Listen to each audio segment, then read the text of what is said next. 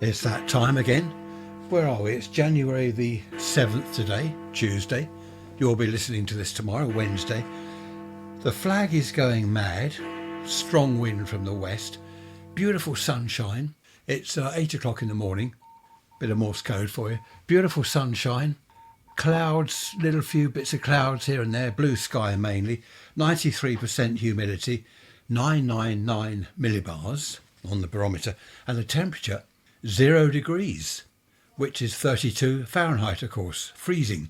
It was lower earlier. I had a look about 4:30 and it was -4.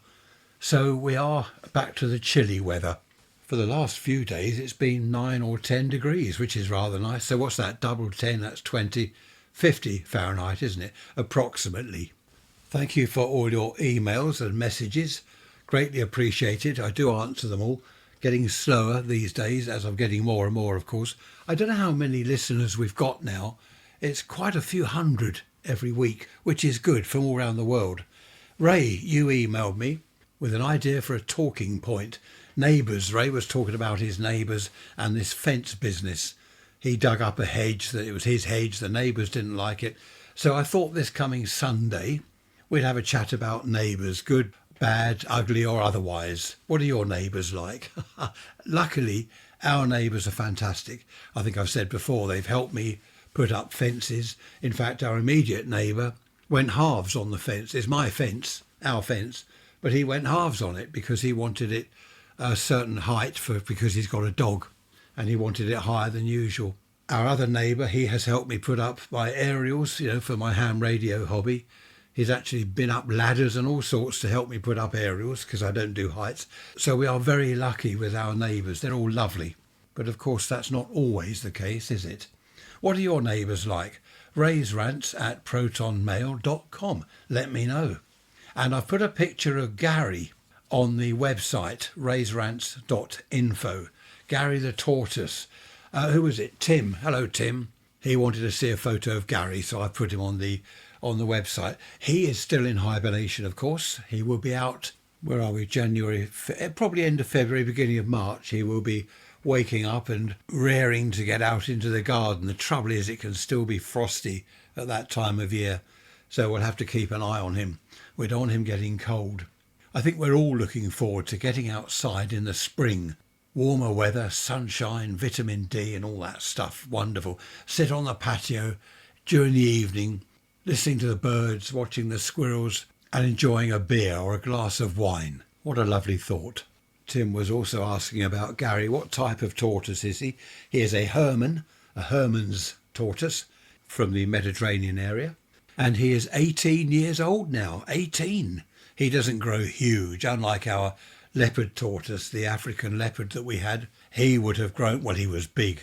He would have grown to at least 2 feet long over 100 years or so. But little Gary is only a Hermann and is only a tiny thing. Very easy to handle. And he lives, because again, Tim was asking where he lives. He lives in the shed. He's got a whole area in the shed with UV lighting and heating and stuff, all temperature controlled. He's got a hatch, which is a bit like a cat flap. He can come and go into the garden as he chooses, but we do keep it locked at night. We don't want foxes going in there or him coming out. And he's quite a character. You might think the tortoise doesn't do anything. Sometimes he'll race around the garden. He almost runs around the garden and he will follow me. When I'm mowing the lawn, he tries to attack the lawnmower. He'll run up to it. Of course, I turn it off. It's an electric one. He'll run up to it and start attacking it. So I have to be very careful when I'm mowing the lawn because I don't want to mow Gary, do I? But it's strange because they haven't got ears. And we reckon he must feel the vibration of the lawnmower on the ground and see it, of course. I think his eyesight is pretty good. And he literally runs after me. He chases me. I think we've got a video somewhere. I might put that on the website if I can find it, of Gary chasing me down the garden as I'm mowing the lawn. So he's quite amusing, quite a character. And of course part of the family. Our rabbits have gone, as you know, our 2 bunnies. That was a shame. We still miss them. And we sometimes look at each other and say, shall we get some rabbits? No, we mustn't. We'd love more rabbits, but we mustn't do that. Change of subject. We've got a little road near us, near the railway station. It's one way because it's very narrow. So that makes sense. It used to be 2-way many years ago, buses used to go down there, which caused problems. So they stopped the buses and made it one way, which is great. What have they done now? What have they done now? It's still a one-way street, except for bicycles. Bicycles can go both ways. You can imagine what that has done, the havoc that has caused. You've got a car going down a one-way street and you've got a bike coming towards him. There are cars parked at the side, there's a pavement on the other side, it's very narrow, and you've got bicycles now coming towards you. What sort of idiot behind a desk at the local council or wherever it was, who thought of that? It is madness. There's a sign at the end of the road with an arrow, meaning one way, and then a little arrow going the other way with a picture of a bicycle. I've never seen that sign before. A lot of people will think, what on earth does that mean? Who are these idiots? I just don't... They should be sacked. They're mental. I think they need therapy. So that is going to cause a lot of problems. And of course at night, bicycles don't bother to have lights anymore, or high-vis jackets or helmets. So we're going to have people knocked off their bikes, aren't we? Because there'll be a car going down what is effectively a one-way street, head on into a bicycle. Madness. If anyone, well, it wouldn't have been done back in the early days, 50s, 60s, 70s. They wouldn't have done that. They had more sense. If anyone had done that back in those days, people would have been up in arms. You'd have letters all flooding the local newspaper. You know, what idiot did this? It just wouldn't have happened back then. I won't bang on about that. That's just one of many idiotic things. Look at that sky. That is completely blue now. Completely blue. A lot of wind from the west. It's about 4 degrees centigrade now. Beautiful blue sky. There's a seagull hovering on the breeze. Really nice. It looks like spring, but it's not, of course. So I don't know. Yes, that wouldn't have happened in the old days. Idiots behind desks. Something else that wouldn't have happened in the old days, your freezer wouldn't have packed up like ours did last night. Trish went to the freezer and there's a red light on it. A warning light. It's not funny.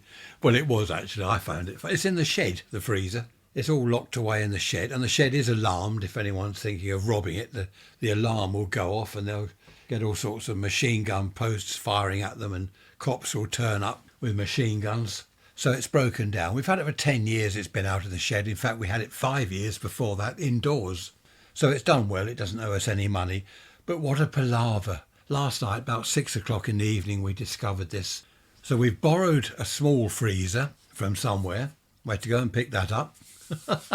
And we put some food in someone else's freezer, and we've ordered one, so that should be turning up. I think they said 3 to 5 days, which is a bit of a pain, but not to worry. To be honest, with the temperatures outside in the garden, we might as well put the food in plastic tubs. We've got lots of plastic tubs up in the loft, these big storage tubs. Fill them with food and leave them outside on the patio. It's minus something there at night. In fact, if we put it down the garden where there's shade, it would be even colder. So there's no panic, but it is a pain though, isn't it? Of course, as I said, that wouldn't have happened in the old days because people didn't have freezers. They didn't even have a fridge. Imagine if you didn't have a fridge. Can you imagine that these days? Midsummer, lovely hot day, everyone's sweltering, barbecue sizzling type weather, as it is at the moment in Australia. No, I'm not jealous, I don't care. And you've got the milk, and you've got your meat, and you've got your butter and cheese, and it's all on fire because of the heat. The butter's melted, the milk's curdled and gone off, the meat's covered in maggots and flies. I don't know why I'm laughing. I remember those days. I remember my mother keeping pints of milk, the glass bottles, in a bucket outside in the shade somewhere in the summer, because even that got warm. You couldn't keep it cool. We didn't have a fridge. That's the early days, when was I born? 51, that would be about 56. I remember that. And then we got a fridge, probably late 50s. And of course, that was just amazing. You can put the milk in the fridge and it stays cold and it doesn't go off. And the butter stayed solid. Do you remember butter in the old days? It was solid. These days, it's all this horrible spread stuff, which has never been near a cow. Was it butter or margarine? Used to be made out of fish oil, I heard someone say. Fish oil. So I stopped eating that. I went back to butter. You can still buy butter, of course. And then the sunflower stuff and all that, it's sunflower seeds oil or whatever it is. It's not butter at all. I do like proper butter. I know it's difficult to spread on the bread, but that's a small problem that you can get round, isn't it? Not the end of the world. But apparently butter's not good for you. Nothing is good for you these days. What is good for you is listening to me. You're not. You're saying no, it's not. You're shaking your head negatively, aren't you? That's not good for me at all. On that note, you won't have to listen to me any longer because I'm going to disappear and drink my coffee and have a look around the garden.